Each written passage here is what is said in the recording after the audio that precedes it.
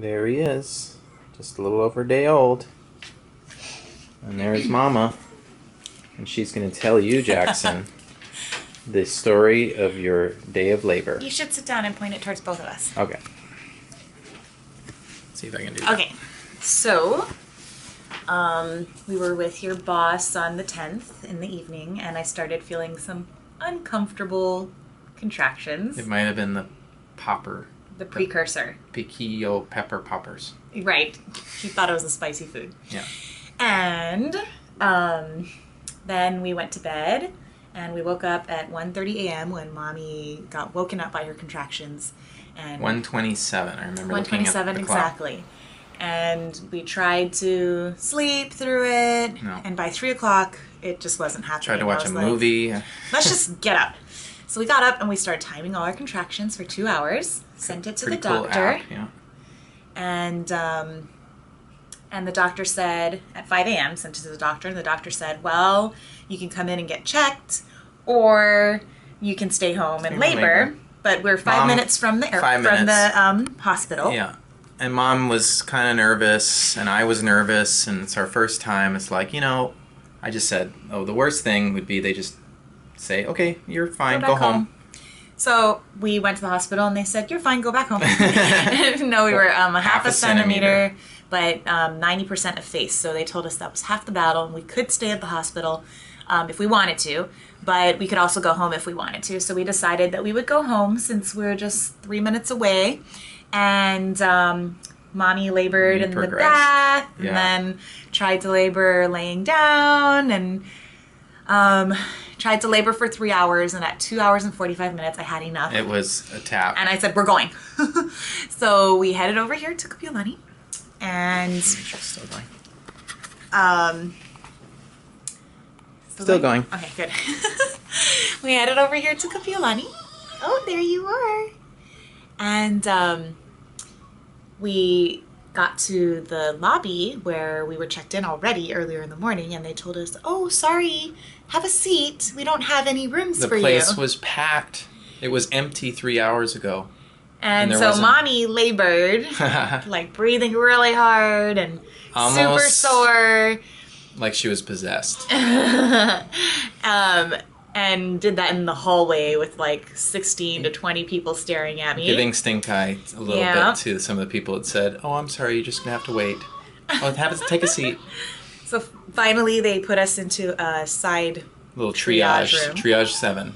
And they checked me, and I was at 4 centimeters. And 4 centimeters means you're in active labor. So they sped along the paperwork, threw us in a room. We were laboring, and Mommy really wanted the epidural. Yeah, first text that I sent out, epidural, to Dr. Pratt. To our doctor, because she's our friend, so we had her personal cell phone.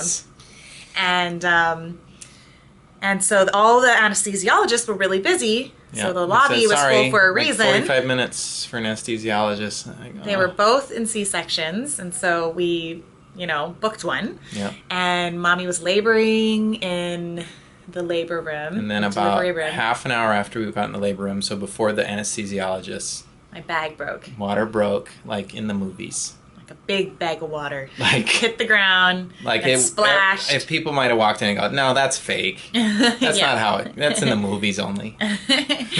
And so after your water breaks, they don't like to check you to see how far along you are, because you can get an infection or, make things worse for the baby. Yeah. So the epidural came, and they put it into my back, and I felt much better.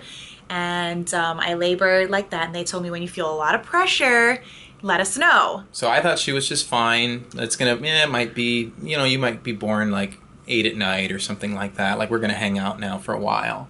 Like, just because I read your demeanor now changed so much to be so calm. But I was like, oh, I'm hungry, I'm going to go eat. And I was gone maybe 10 minutes, maybe 15. I don't know. Maybe 15 minutes. It felt like forever. And I came back, and it was... Because I was feeling a lot of pressure, so I told the nurse, oh, I think you need to check me. Right. And she checks me, and she goes, ooh, you're 10 centimeters, which is like, you're complete. You're ready. You're complete. And so your daddy comes by, and I'm like, we're 10 centimeters! We're going to push soon. then doctor came up, we tried pushing, and I wasn't ready yet. So she said, you know what, wait half an hour, and then we can start pushing again. So we waited a half an hour, and that was really hard because you really were pushing and you wanted to come out. And It's still going. after a half an hour, Still going. I started pushing, and then right before you were born, they called the doctor back, and Dr. Pratt came downstairs from her office and coached me through all of my Your pushing. mom was incredible. She really committed. And your dad didn't want to touch you because he thought he was going to hurt you. I just didn't want to screw anything up. So I was invited to pull you out and to cut the cord, and I was like, I just don't know if I want to mess anything up. And so Angela said, put your hands underneath his armpit. Well, first she said, okay, go wash your hands. And I knew what was coming, and I'm like, oh, just in case. Yeah. And so he put his hands under your armpits, and then he goes, well, you're halfway out of mom.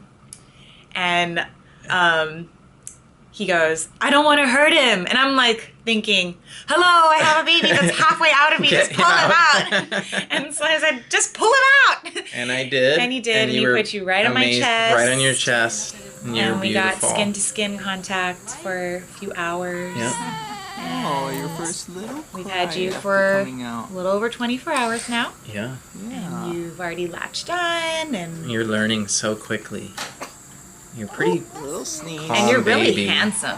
Yeah, you So I was are. worried I was going to have an ugly baby. You're not ugly. So handsome. All right, we love you. We love you. Here you are.